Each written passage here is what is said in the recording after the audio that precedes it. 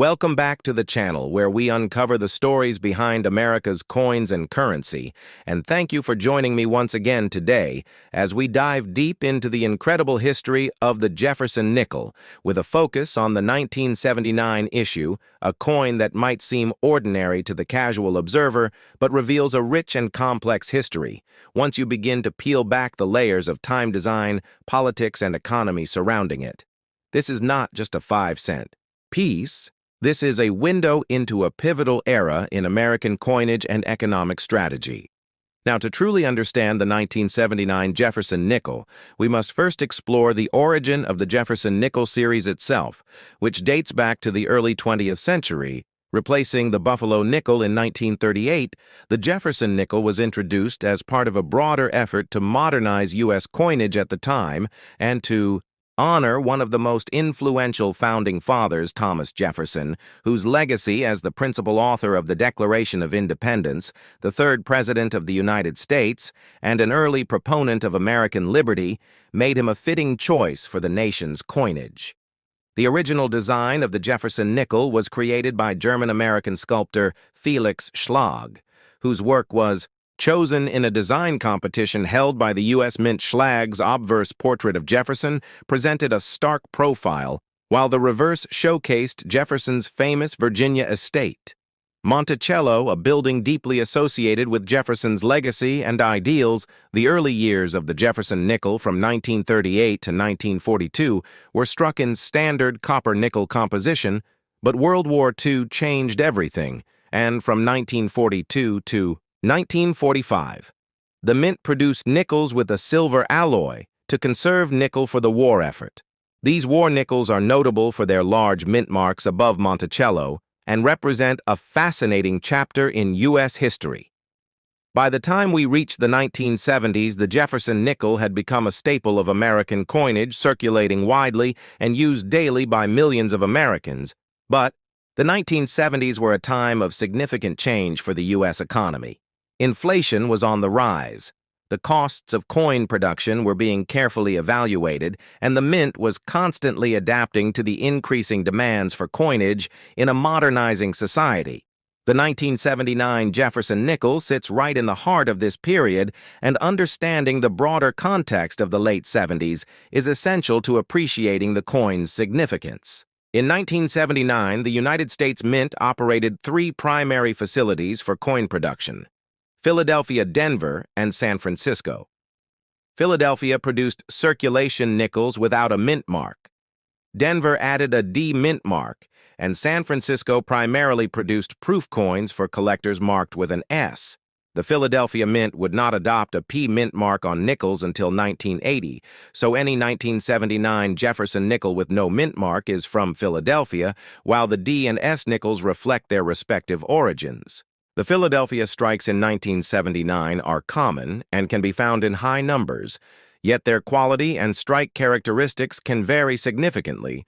Some collectors search for full steps on Monticello, which indicates a sharper and more precise strike, and is a premium condition feature.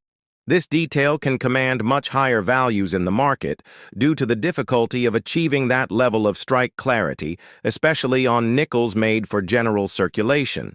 At the same time, the Denver Mint's production was also substantial, and like Philadelphia full-step varieties from Denver are sought after by collectors and grading services alike.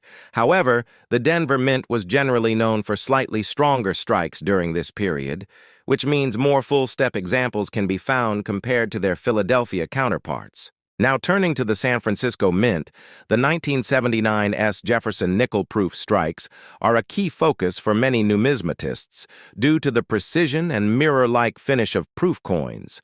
There are two varieties of the 1979 S-proof Jefferson nickel known as Type 1 and Type 2. This difference lies in the appearance of the S mint mark. Type 1 has a blobby or filled S, while Type 2 features a clearer, sharper S. This change occurred mid-year as the Mint adjusted its mint mark punch, and collectors prize both varieties, particularly in higher grades or cameo and deep cameo designations.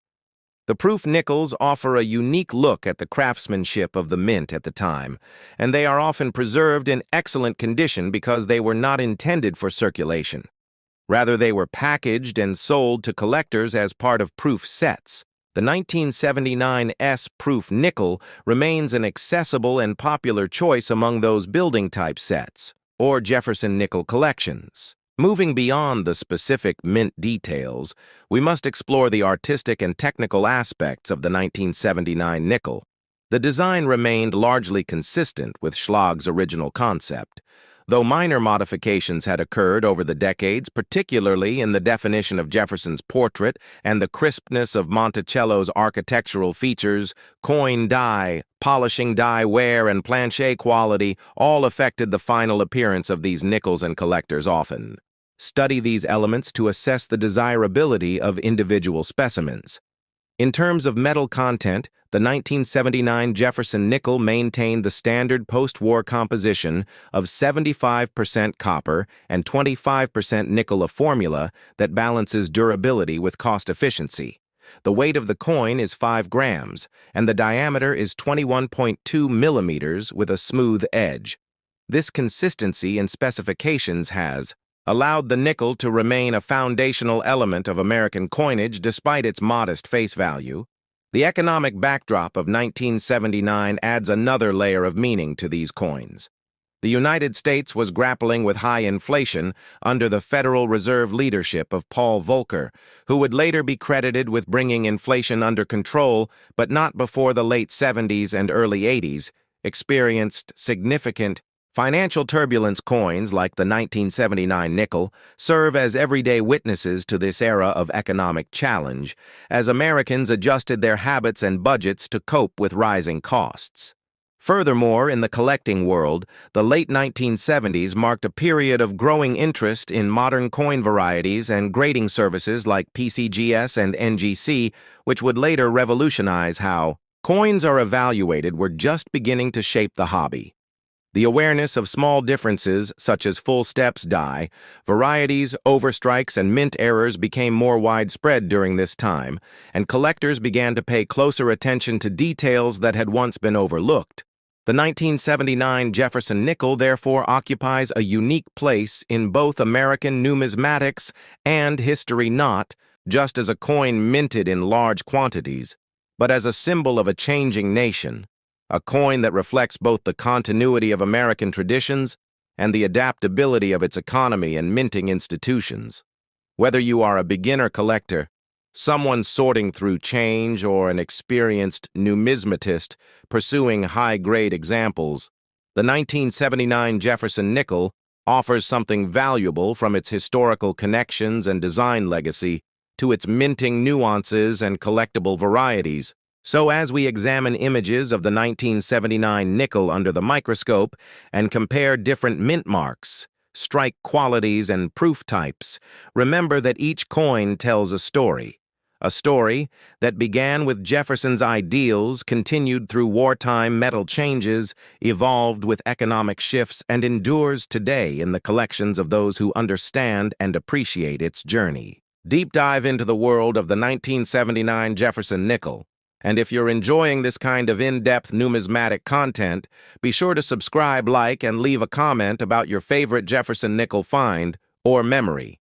Your support helps me bring you more long-form history and education around the coins we see and spend every day, but rarely stop to truly examine, where we explore the fascinating world of old coins and their hidden values. And today we will dive deep into the complete history, the design evolution, and the value of the 1972 Washington quarter coin, one of the most recognized and circulated coins in United States history. This journey will take us through the origins of the Washington quarter, the context in which it was created, its artistic details, its production specifics, its collector interest, and its value in the numismatic world. To understand the story of the 1972 Washington quarter, we must first go back to the year 1932, when the United States was preparing to commemorate the 200th birthday of its first president. George Washington Congress authorized the creation of a new $quarter coin to honor this important historical milestone, replacing the standing Liberty quarter, which had been in circulation since 1916. The idea was to celebrate the enduring legacy of George Washington, and the values he represented: leadership, courage, independence, and integrity. A competition was initially held for the design of this new coin, with multiple artists submitting concepts, but in the end the chosen design came from sculptor John Flanagan, who used a bust of George Washington that was based on a 1785 bust by French sculptor Jean-Antoine Houdon. Flanagan's portrait was placed on the obverse side of the coin. With the word Liberty above Washington's head, the motto, "In God We Trust," to the left, and the date below the bust on the reverse side of the coin, the original design featured a bald eagle with outstretched wings holding arrows and olive branches, symbolizing the United States' readiness for defense, but also its desire for peace.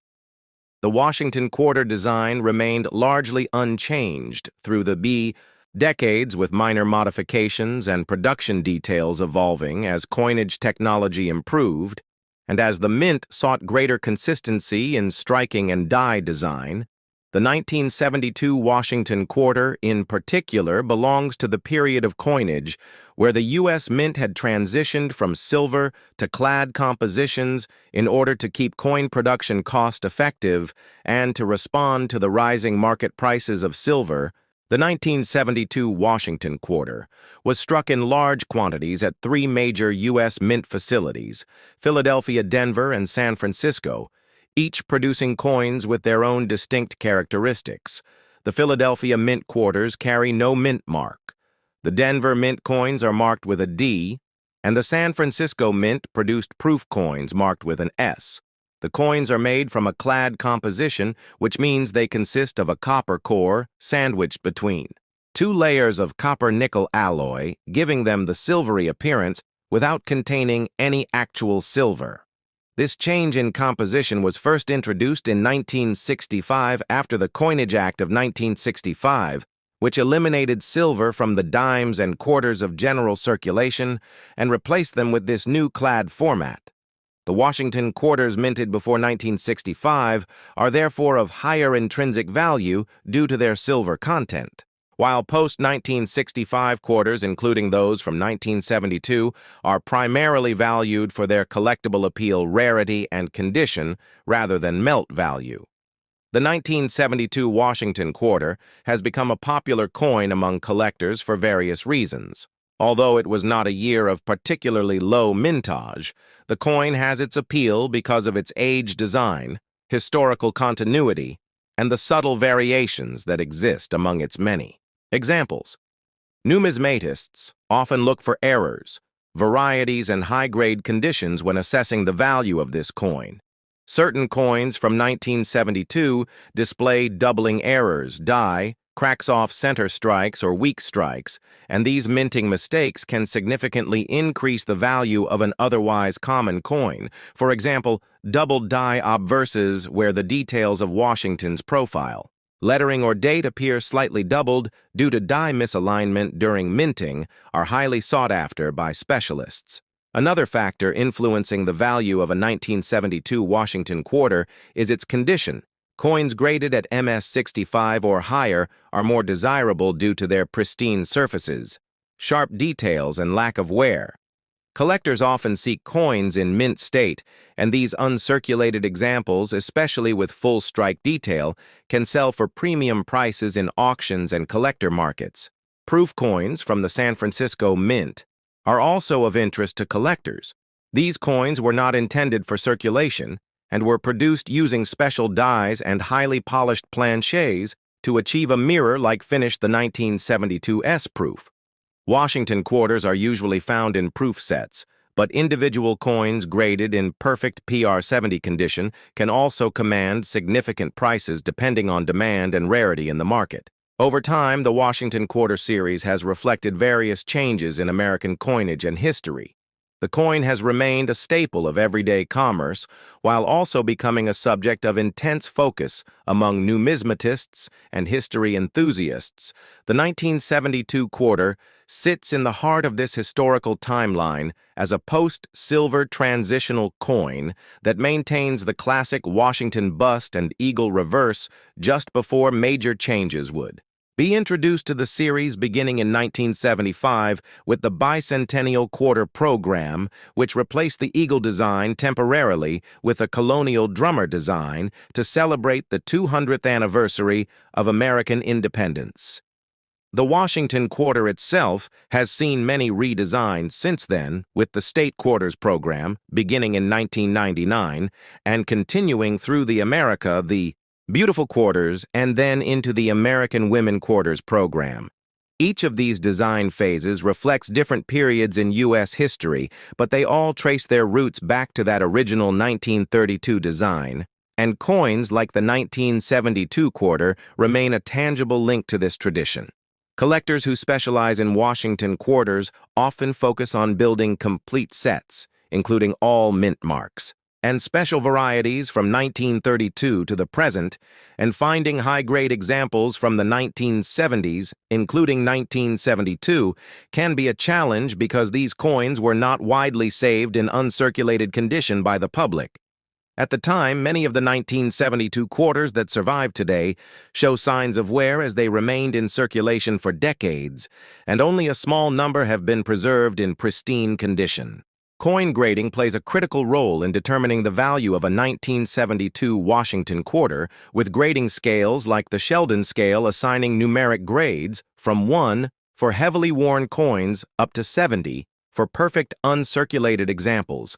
Coins certified by professional grading services like PCGS or NGC provide collectors with confidence about authenticity, grade, and long-term value, and these certified coins often appear in auctions and trade at higher prices than raw, ungraded examples. For a 2-hour video, we will now explore the details of how these coins are graded, the kinds of visual cues experts use to assess a coin's condition, the differences between circulated and uncirculated quarters, the impact of strike quality and die condition, and how to spot potential errors or varieties that make your 1972 quarter more valuable.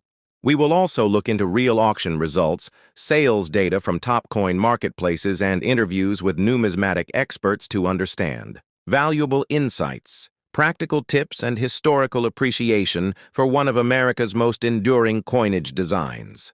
Stay with us as we uncover the story, the art, the rarity, and the hidden treasures behind the 1972 Washington quarter, and join a growing community of collectors who continue to find joy, fascination, and even profit in the world of old coins.